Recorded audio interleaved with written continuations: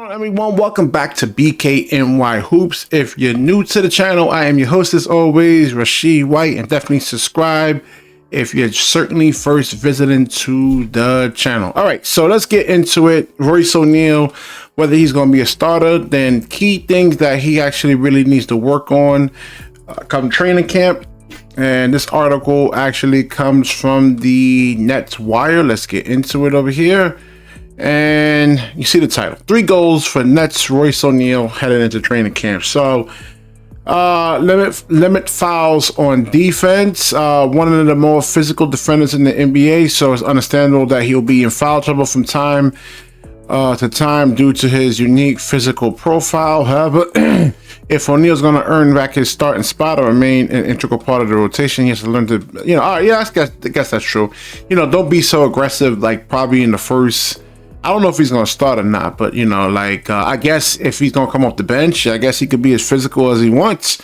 A lot of players do not like that physical contact. You hitting them, bumping into them. I mean, it throws off a lot of players. You would be certainly surprised about that, man. You see it with Paul George. You saw it with Jokic in the bubble, when Dwight Howard was guarding him, and JaVale McGee and Anthony Davis, that kept, especially like in the playoffs, man. The playoffs, the referees actually swallows the whistle a lot, man. They let these guys play.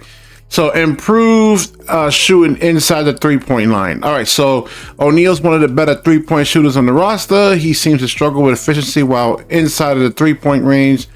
Some of that makes sense given that O'Neal isn't much of a mid-range shot taker and maker.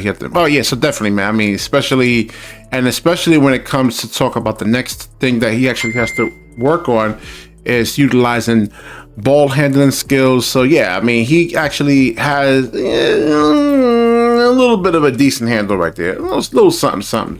But he'll definitely play at the forward position. So if you can actually utilize that handle and can get by defenders, the next key is this mid-range shot, because if he gets by the forward, then you're going to have the rim protector right at the rim waiting for him.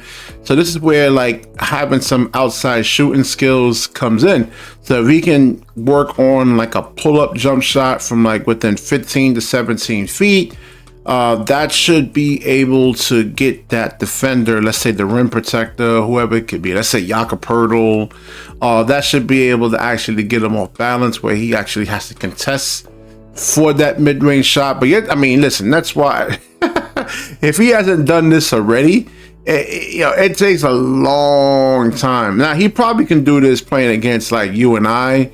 Well, you're talking about some of the best defenders in the world over here, man. In terms of the athleticism, and I mean, he has to put up reps. I mean, sacrifice his summer. That's all on Royce O'Neal right there, man. Whether he wants to get better or not, man. But something I agree with a lot of this stuff over here. But let's see what else. And I think that's more or less about it right there. He's going to be coming off the bench, I guess, and I don't think these skills that the Nets Wire is actually talking about is actually going to come really more overnight or anything like that. I don't think that's going to happen, man. And really, a lot of these guys could be hurt too. You never know. I mean, it's an 82 game season. And Royce O'Neal probably during the offseason can have some lower extremity injuries. You want to let those injuries heal up. It could be an ankle injury. Some ankle injuries could take 6 weeks, 7 weeks to actually heal up. I mean, you could play on it, but if you want to play pain-free, you have to stay off of that foot.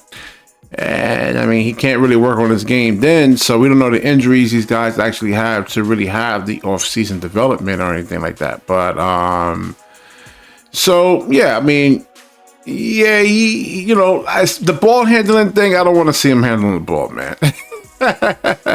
I mean, he turns it over a lot. I don't know what you guys actually think. Should Royce O'Neal actually start or Dorian Finney-Smith? I think Dorian Finney-Smith really gives you more, he has way more athleticism than, let's say, Royce O'Neal. I mean, we've seen Dorian Finney-Smith dunk on people, and he has, in terms of his wingspan athleticism. I think he's much more physically, like physically put together. But then Royce O'Neal actually really gives you some ball handling, a little bit of ball handling. You know, it depends on who he's actually putting the ball on the floor against. It cannot be against guards, because we've seen that happen, and you know, he got stripped. So we'll see. I mean, Ben Simmons should be able, and you know, Spencer Dinwiddie, you know, should be able to put him in like really good spots where he can actually really thrive, man. So we'll see about all these offseason developments, and hopefully Royce O'Neal worked on his game somewhat, and during the preseason we could see some things over there. All right, I'll wrap this video up. Definitely like, comment, subscribe, certainly share this video, and when you share, the universe certainly shares back with you. Peace.